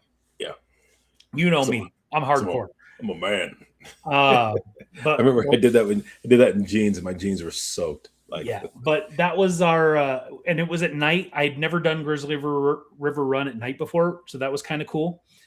But it was our last ride of our trip, and we did that, and then we got off, and it was like, okay, let's head back. And we might, Were you soggy? I mean, I wasn't soaked, like I wasn't head to toe wet, like I was on Tiana's Bayou Adventure. Kid did not have a poncho. Okay, so I was wrong. The wife for sure had a poncho. That much I know. But it was a very good experience. It was a family fun. I'm excited for the next experience. But the next experience, and we still need to get this hashed out for you, but is Disney World in 28. Okay. I mean, we'll have to see how that works out. Obviously we have the cruise before then, but the next Disney experience for our family is going to be late, probably around October of 28. Yeah, that's a good time to go. So that was Disney. That's why I was gone and away for at least that week. Hope y'all didn't miss us that much. But there's also been a lot of other stuff that's happened since then. We had Daredevil season 2 has come out. We've had Maul has come out. Have you been keeping up on either of those? Yeah, I'm caught up on all Daredevil. I saw the last episode the latest, not the last episode, but the latest episode this afternoon. The boxing match? Yeah. And then I watched both episodes of Maul. And yeah, so I'm excited. I mean, you know what? And this is the first one with Dave Filoni at the helm. So Maul's the first one with Dave Filoni at the helm of Skywalker, or not, of Lucasfilm. So I'm excited. So 4 episodes of Daredevil have come. Now, here's what's weird. Episode 1 premiered by itself. Then apparently 2 and 3 came out together. I didn't even realize it. And I'm still not understanding why. Like, usually when we see them drop 2 episodes at the same time, they'll do it at the beginning. Or it's usually because you have to see them both. I didn't feel like I needed to see 2 and 3, or else I'd be I didn't mind it. I watched them both. Yeah, but I didn't feel like it was necessary. Yeah, I feel you. Where I feel like when Wonder Man, they dropped 1 and 2 together, it made sense to me why they did. Oh, hey, yo! Just speaking of these shows, so literally, I turned my brother on because he hadn't seen the shows that came from Netflix, and so he watched The Punisher. This dude literally binged like 2 seasons of Punisher in like 3 days. Like he bought into that for real. It's a good show. Yeah, it's dark, but it's a good show. Yeah. So yeah.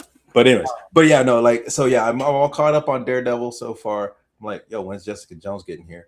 Right, like we know it's happening, and I hate the fact that they're pushing her coming so hard without just giving it to us. I'm like, bro, we're halfway through the season. Yeah, and I haven't seen her once. I haven't even seen a mention of her. And then, like I said, Maul. And again, we didn't get Punisher until the last 2 episodes of season 1.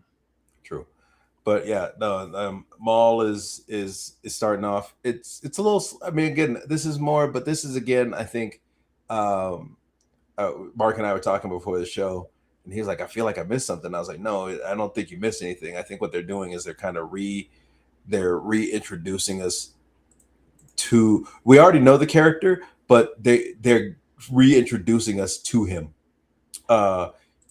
This setup that this new kind of setup that he has going. So again, this is post Clone Wars. This is Empire's already raging. They're on a planet that's not under the Empire's control, and so it is.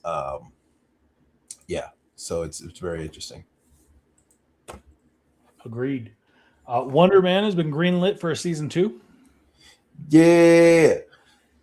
Did you see the kind of brief trailer from HBO Max's new Harry Potter? I did see a little bit of it. I was like, I had heard that was going, and then I heard it wasn't going, and then now apparently it's going. So it is going. There is a trailer. If it's up on our page, if you haven't checked it out, I will say, like, I feel like it's a lot more intense.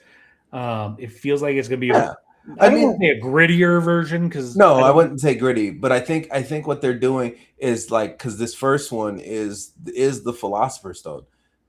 So I think what they're really doing is kind of. I hope what they're doing with this is kind of what they decided to do with the Percy Jackson series, which I don't know if it's got. I started watching season 2 again because I realized I kind of just fell off of it, but where they're taking the book and instead of making a movie around the book, they're making like seasons. So this could have like how many? I don't know, 6 books. So it could literally be 6 seasons, and each season is the book. Yeah, so you have a lot more time to tell the story, right? You're not just 2.5 hours. You've got, potentially, I don't know how long these seasons are going to be. They haven't said how many episodes. Yeah, but depending, you can I'm imagining they're going to be 8 to 10 episodes at least.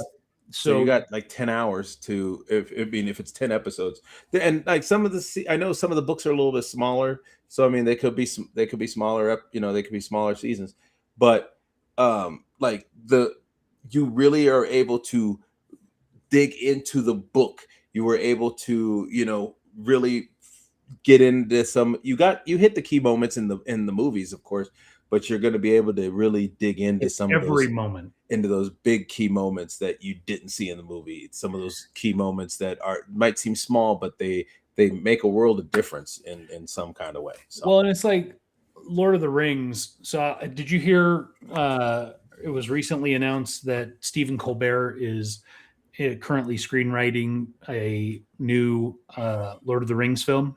Oh, no, I didn't know that. I know he's a big fan of Lord of the Rings. So a lot of people don't know that Lord of the Rings, it's one book that was made into 3 films, and there's really 3 major chapters or 3 sections of the book, which are those 3 films, and so it made sense. But the first, I can't remember if it's 6 or 8 chapters of Lord of the Rings is the history of the ring, and they briefly talk about it in the film. They give you these rings were made, and then the one was given to the dwarves, one was given to the elves, one was given to the humans. Evidently, Stephen Colbert, working with Peter Jackson, is writing a prequel film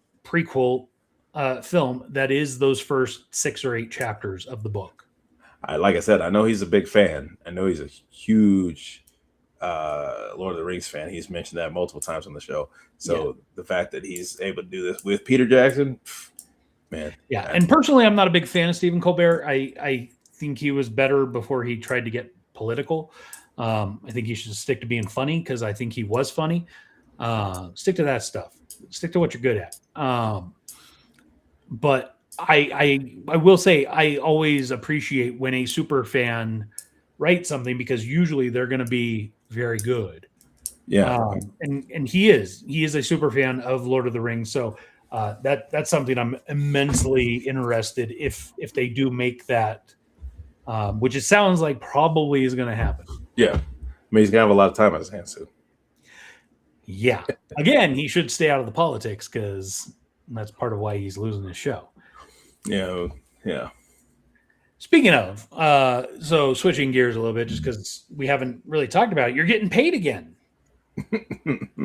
No, well, we got paid, and apparently, this last paycheck that we're getting this week is the last paycheck that we're getting because we're still shut down technically. But at least you got something. Yeah, I mean, a little bit of something is better than nothing, but yeah, no, it's yeah. So how are y'all feeling right now about the situation? Like not from I'm an employee in the midst of this, but from the bigger picture of the situation and looking at how the game is being played, if you will. I mean, I think it's garbage. Like it just like, bro, this could have been, this already could have been handled. And From your perspective, like, the ultimate question that people want to hear is who do you blame for what's going on?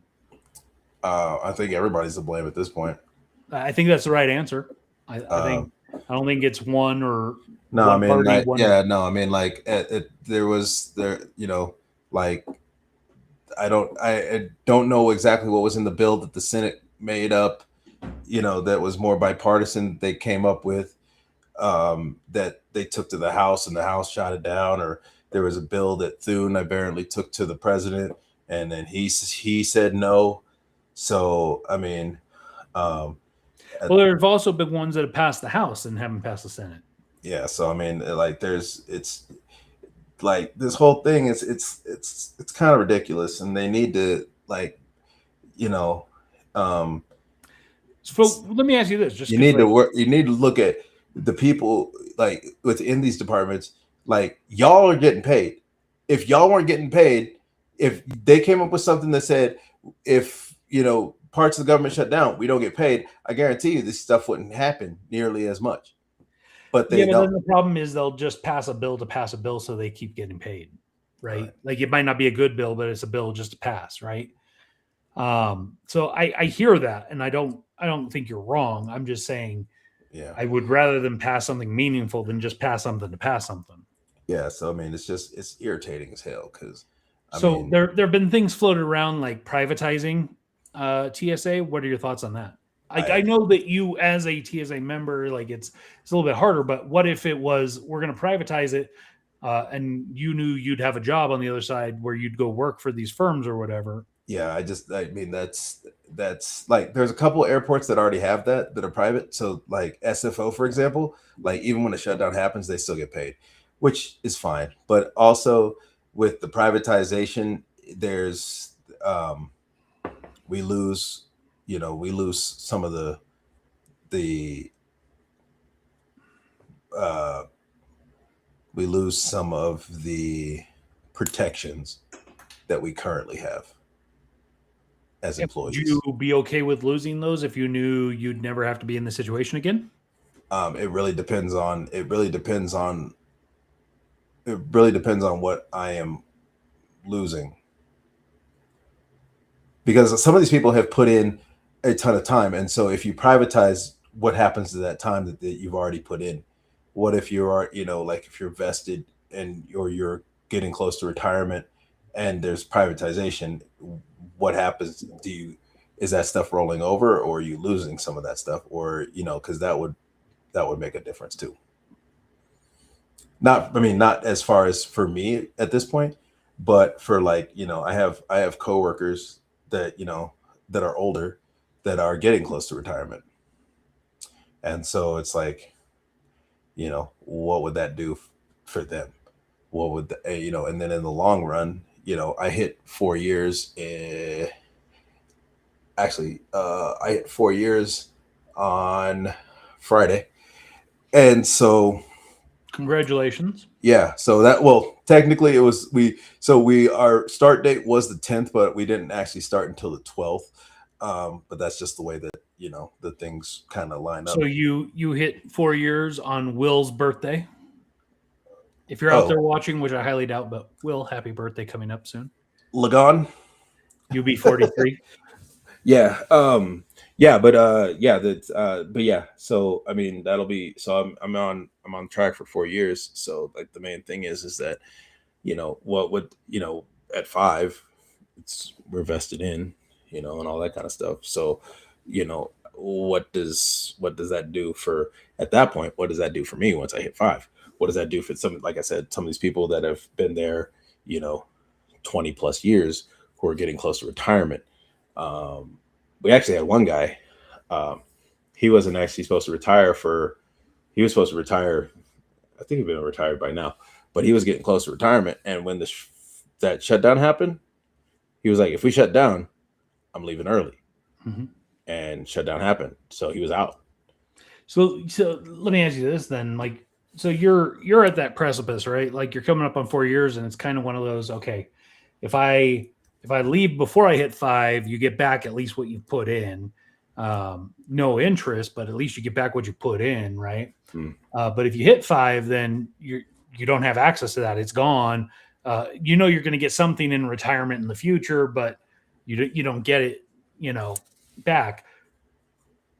Where's your head right now? Do you want to get to 5, or do you kind of want to like look at the field and see what's out there? I mean, like I want to get to 5. But again, like it's hard because like if it was just me and my brother or whatever, it'd be okay. Like I can figure that out. But now that it's not just me, that makes it a lot harder. And so no, I mean I get it, right? Like I was as a state employee, it's the same thing. 5 years is vested, and I can remember, earlier in my career before I hit 5, thinking, do I want to get to 5? Do I want to go back to private sector? And I think there is a point where it's like, okay, I might as well get to 5 to guarantee I got something. Yeah.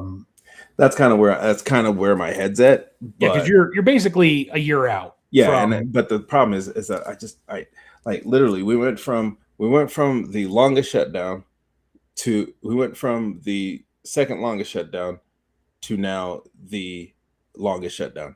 Well, you went from the longest shutdown to the longest shutdown. It's insane. And for a fact it's going to be this way for the next 2 years. Like that's a reality. And if the left, the Dems, whatever, should win this fall and take back control of the House or the Senate or both, it's only going to be worse over the next 2 years. Right. Like that's not going to change until there's and reality is, as long as there is a split, unless it's a 3-way where it's all 3 are controlled predominantly by one party, which probably won't happen, but unless it's that, whether it's a D or an R, it's going to continue to be this way where they play with the government workers. And yeah, I mean, like, so the thing is that, yeah, we were getting help. We did have the store again. We like the Nissan dealership out here. They were giving out, I was able to get a $200 gift card. So that's Vaughn's or Albertsons, which I have to make sure I get to because I have this card and it's only good there. Most Smith's is actually closer to me, but I mean, I'll make the journey to get, if I have a gift card for it. So that's the bottom line on that. But yeah, so I mean, we did get some help again, but it just enough, man. Like it's enough. Like stop playing because, like, during the first shutdown, it was a full government shutdown, And so it was a little bit easier for, it was a little bit easier for us to be like, talk to insurance, talk to mortgage, talk to all these people and be like, hey, this is what's going on, and, when, we got paid, cool, we'll get you. And then, so that was fine. And a lot of places worked with us. This time around, it was a little bit harder because they were like, oh, well, sorry, there were some people that were like, literally, like their landlords or front offices or whatever was not listening to them whatsoever. They were like, sorry, type stuff. They don't have to help us out. They're not obligated to do anything. It's, nice if they understand, like, this isn't our fault. Like we are doing a job, and our job is connected to these people making these decisions. And so that should, I would hope that, they would take that into consideration, but they don't have to do anything. And we get that, but at the same time, it's like, bro, come on, man. Like, people are, close to getting kicked out. That's why I think, at least some of this money that, for some of these people was, like literally as soon as they got it, it had to go out because they had to pay, like a month, 2 months worth of rent, or 2 months of mortgage or whatever, or car payments and bills and things like that. They had to take care of. And it's like, bro, this is not fair. Like, stop playing. That's the main thing. But anyways, I need to get out of here because I gotta go. I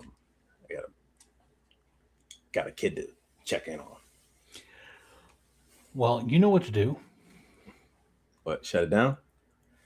Deuces. We'll see you on the flip side. I'm sorry. I'm really disappointed in you. Let's try this again. You know what to do. Do it, Rockapella. I don't. What? Huh? Yeah.